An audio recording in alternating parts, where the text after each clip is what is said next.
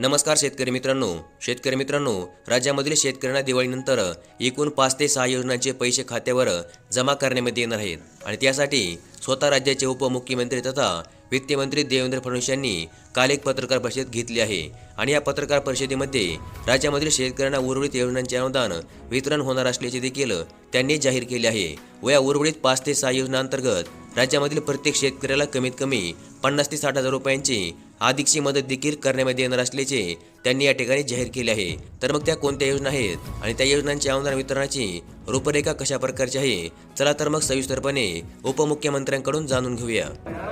आज मंत्रिमंडळामध्ये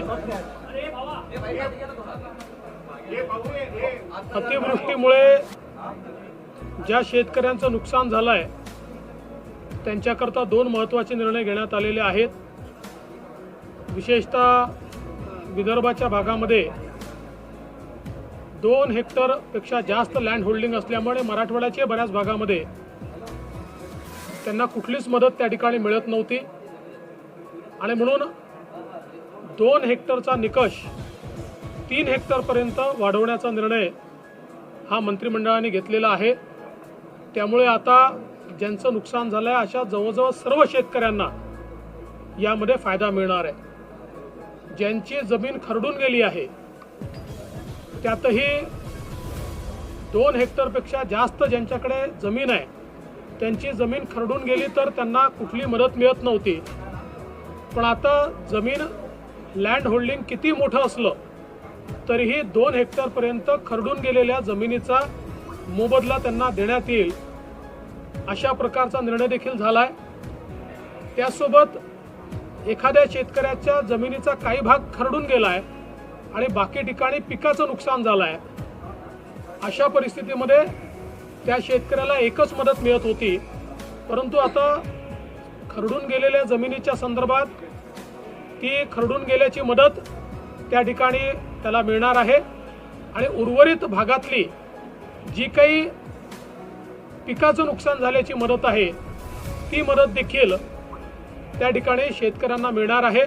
त्यामुळे मोठ्या प्रमाणात विदर्भ मराठवाड्यातल्या शेतकऱ्यांना याचा फायदा मिळेल आणि अतिवृष्टीमुळे ज्या भागामध्ये शेतकऱ्यांचं मोठं नुकसान झालं आहे त्यांना या नियमात शिथिलता दिल्यामुळे फायदा मिळेल। विशेषतः मागच्या काळामध्ये जे काही पाऊस झाले, अवकाळी आली, आपल्याला माहिती आहे की 2022चे अनुदान तत्कालीन सरकारने दिलं नव्हतं। हे सगळं अनुदान आता आम्ही त्या ठिकाणी दिलेलं आहे आणि या जिल्ह्याला 291 कोटी रुपये अनुदान हे ऑलरेडी आपण दिलेलं आहे। त्यापैकी 161 कोटी अनुदानाचं वाटप हे जवळपास 1,35,000 शेतकऱ्यांना त्या ठिकाणी झालं आहे। अजून जवळपास 1 लाख शेतकऱ्यांचं अनुदान हे पुढच्या 8 ते 9 दिवसात 10 दिवसात या ठिकाणी वाटप होईल, कारण पैसा उपलब्ध झाला आहे, पण त्यांच्या अकाउंटचं लिंकिंग हे त्या ठिकाणी किंवा त्याचं साक्षांकन चाललं आहे। कारण आता आपण नवीन पद्धत सुरू केली आहे। पूर्वी आपण मुंबईहून कलेक्टरला पैसा पाठवायचे, मग ते तहसीलदारांना पाठवायचे, मग ते खाली पाठवायचे। आता आपण थेट मुंबईहूनच शेतकऱ्यांच्या खात्यामध्ये पैसे देतोय, त्यामुळे हे लिंकिंग चाललेलं आहे, त्या संदर्भातली कारवाई चालली आहे। यासोबत मध्यंतरीच्या काळात 2दा ज्या अवकाळी झाल्या त्याचाही निधी आपण पूर्ण दिला आहे।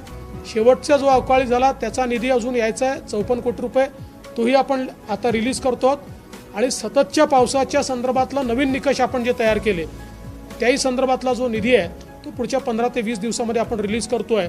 त्यानंतर नगर जिल्ह्यासहित राज्यात कुठेही कुठली पेंडन्सी राहणार नाही, पण यातला जो मेजर अमाऊंट होता तो मात्र ऑलरेडी आपण आता या ठिकाणी देऊन चुकलो आहोत आणि मी जिल्हाधिकाऱ्यांना सांगितलं आहे की जरा लवकरात लवकर या ठिकाणी हे पैसे शेतकऱ्यांच्या खात्यात जमा होतील याकरता साक्षांकन त्यांनी करून घेतलं पाहिजे। याच्या अंतर्गत 2 महिन्यामध्ये 1.5 लाख लोकांच्या वेगवेगळ्या योजनांचा लाभ त्यांना द्यायचा निर्णय या ठिकाणी आपण केलेला आहे। त्याची सुरुवात झाली आहे आणि मला विश्वास आहे की मोठ्या प्रमाणात हे काम त्या ठिकाणी होईल।